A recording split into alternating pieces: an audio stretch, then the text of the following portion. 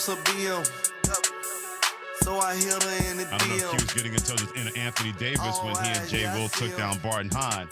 But he did the best he could with what he got. It is Keyshawn, J. Will, and Max presented by Progressive Insurance. Keyshawn Johnson over there, Freddie Coleman over here on ESPN Radio and ESPN2. We go from that basketball to Keyshawn's Lakers. And a lot of people wondering, with the Western Conference getting better and better, what is it going to look like for the Los Angeles Lakers trying to keep up, no matter what they do with Russell Westbrook, LeBron James, and Anthony Davis. Lakers general manager Rob Pelinka, this is what he said to Dorsberg over the weekend about the offseason that includes Anthony Davis getting ready for the upcoming season. He's bought in, and I think he's quietly putting together, one of the biggest off seasons of his career. You can just tell he's got a very serious tone about him, and last year it didn't unfold the way any of us wanted, and I think everyone's going to come back with a chip on our shoulder, and AD is going to lead us with that. I think he's working hard. I know he's working really hard on his body. Just excited to see what he's going to do. All right, Key, you're the Laker dude. When you heard that from Rob Pelinka, what went through your mind as a Lakers fan? Well, I'm trying to understand when he says he's bought in. So he wasn't in before? Uh-huh. Like, I don't understand what he means by bought in. Again, was he not all in before? So when you hear that, you sit there and say, a guy who's been in the league as long as AD has been in the league, you don't expect anything but a better offseason from year to year. As you grow as a player and as an individual, you just get better. You should never stay the same when you're a terrific athlete like Anthony Davis. So it's interesting, but it's also confusing to hear what Rob Pelinka is saying about how he's impressed with Anthony Davis' workout this offseason opposed to a year ago or even a year before that. When I heard what he had to say, the first thought was, I said, boy, talk about grasping at straws that try to let people know that don't forget about us as a Lakers organization. We still have Anthony Davis. We still have LeBron James. We're not finished making moves. We don't know what we're going to do with Russell Westbrook. We have a new head coach in Darvin Ham. This was Rob Pelinka's way, in my opinion, of sending a message to the organization. But it was very strange hearing about the lack of buy-in or saying that, hey, Anthony Davis has bought in. I'm thinking, didn't he win a championship with this organization 2 seasons ago in the bubble? That seemed like a guy that bought in and was locked in, Key, pretty well. So whatever disconnect that may have gone on, like I said, I'm just speculating, going by what Rob Pelinka said, but whatever disconnect went on, he's saying that disconnect seems to no longer be the case with Anthony Davis and the Los Angeles Lakers. And that could be the case. Look, I'd rather have a healthy Anthony Davis than not have a healthy Anthony Davis, okay? Because he gives you, along with LeBron James, the best chance to win. I mean, I want Kyrie Irving to join the crew too. I want Westbrook to get better. Mm-hmm. I'd like to keep all 4 of them if I could. No question about it. But if there's a decision to be made and in the end Kyrie Irving joins the Lakers and Westbrook has to leave, then it is what it is. And I think when you got those 3 formidable players on the court, every opponent that you face is going to be in for a little bit of awakening.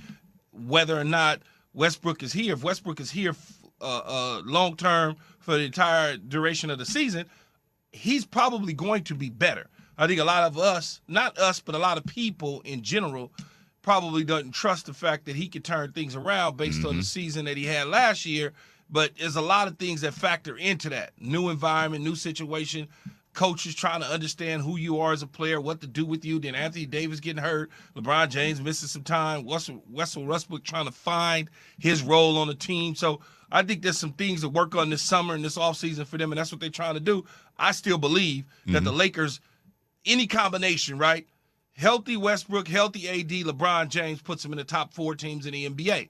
Flip out Westbrook, bring in Kyrie Irving, puts them in the top 4 teams in the NBA. That's just my opinion. It's not anything to do with being a homer. I know people just, he's just a homer. No, that's not the case. It's knowing, looking, and seeing exactly what the Lakers are. Keyshawn, J. Will, and Max, Keyshawn Johnson, Freddie Coleman, on ESPN Radio and ESPN2. You used a great word when it comes to trust. Not just you trusting this organization and trusting that if everybody is right, that this could be for the Los Angeles Lakers in terms of being a top 4 team. I have my doubts about that because of the word trust and also the other word health, because that's what it comes down to. As great as LeBron James still is, going into his 20th NBA season, any injury is going to set him back. That's just the way it works with Father Time. And we've seen that with Anthony Davis. We don't know what kind of moves they're going to swing in terms of if they bring in Kyrie, if they don't bring in Kyrie. But that word you use, trust, is something I want to see that I did not see from the Lakers. I don't think they trusted each other enough. And when things went adverse, then all of a sudden, Keyshawn, they just started getting in their feelings. If they can get out of that, then maybe you could be right with this team being a top 4 team in the West. I just wonder how much trust that they're going to have to find or have again in each other to be that top 4 team. You can't have any trust. You can't have any trust when I don't have players on the floor all at the same time. You got to remember the Lakers were off to a pretty good start at the up until Christmas time, as we've done before, where all of a sudden guys started getting hurt.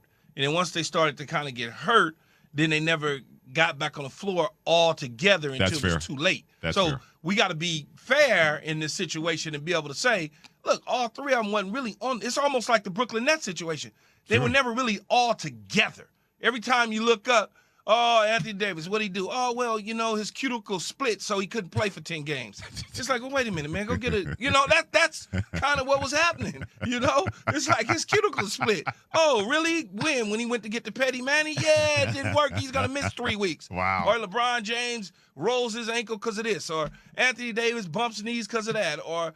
So you had this kind of situation going on. Then all of a sudden you got Brody and Westbrook having issues with the coaching staff. The coaching staff want to bench him because rightfully so, he wasn't playing great at the time. And it just became chaos. And then they had to try to get it fixed and couldn't get it fixed, couldn't get it turned around. So therefore, things went south and they were already vacationing.